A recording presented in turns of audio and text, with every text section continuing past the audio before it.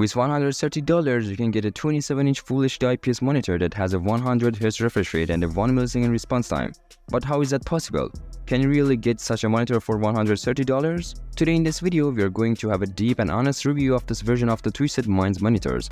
One point I should mention right off the bat is that with well-known companies like Samsung or Asus, you can't get 100Hz IPS panel monitors at such a low price. But if we look at the family of Twisted Minds monitors, we come to the L277FN from G+, which even has a 144Hz refresh rate but is priced higher, around $260 or more. First of all, let's talk about the build quality of this monitor. The stand of this monitor is made of metal and has good quality, but the issue is that when you tilt the monitor, this stand cannot maintain balance well and the risk of the monitor falling increases. The back of the monitor is made of plastic, which is common, and if you pay attention, you will see that from a certain point, the monitor becomes very thin. And due to the low build quality, the display panel bends with a little pressure, which is not good at all.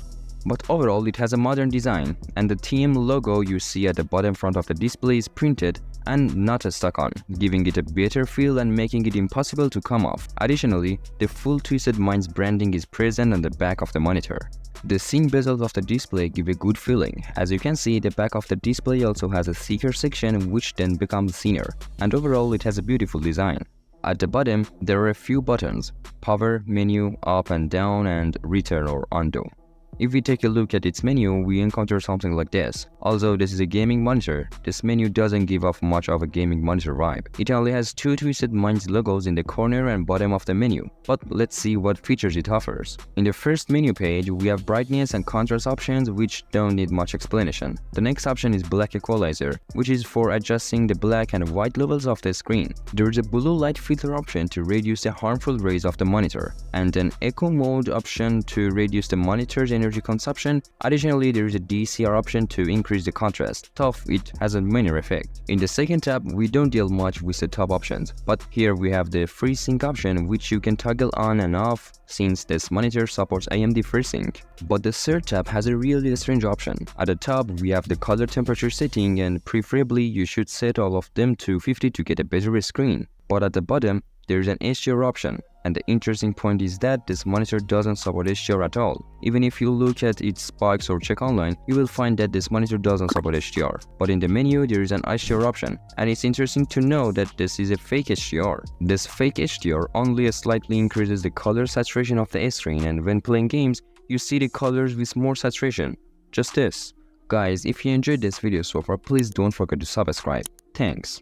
In the last tabs, there are just a few useful options, one of which is overdrive, which helps reduce screen ghosting, but we didn't notice a significant difference when it was turned on or off. Another option is MPRT, which adjusts the response time by changing the screen brightness. It makes sense that the lower the screen brightness and the less energy reaching the pixels, the higher the screen's response time. However, an improvement over previous Twisted Minds models on this monitor is that it has less ghosting. It means that during fast camera movements, you can see the details better, which was more of an issue with previous models but has improved on this model. Now let's take a look at the ports on the back of the monitor. Generally, Twisted Minds TM Full HD monitors have two ports, one VGA and one HDMI 1.4. Considering the price and the category this monitor falls into, and according to that HDMI can easily provide up to 100Hz, we can say this monitor is good. However, we really expected to see a display port here because this monitor is suitable for PC players who often deal with graphics cards, and it would have made their job easier. But unfortunately, this monitor doesn't have a display port. According to tests, the screen brightness of this monitor is 360 nits, which is higher than stated and a promising number.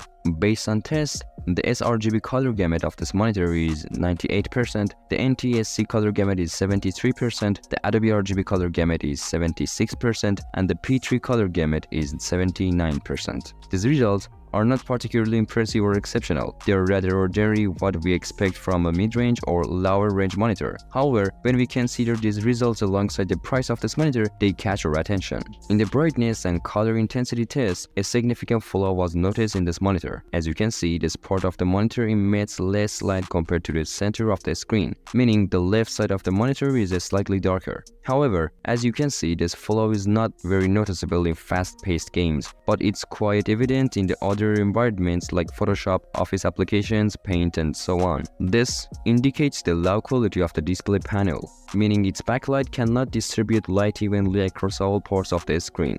I think we now have a better understanding of the price of Twisted Mind's TM Full HD monitors, because as we reviewed together, we identified several small and large flaws in this monitor, showing that it's not a flawless monitor but comes at a very low price. It should also be mentioned that so far, there have been very few reports of dead pixels or issue that would prevent users from using this monitor. In my opinion, despite its price and the features and problems it has, this monitor is still worth buying. I recommend this monitor to those who want to use it as their second monitor alongside their main monitor, or for casual use with occasional gaming. I would also love to hear your thoughts on low-priced monitors. Do you agree with these monitors or not? Be sure to tell us in the comments. Well guys, it's the end of the video and thanks for watching. If you enjoyed this, please like, comment and share this video with your friends, but don't forget to subscribe.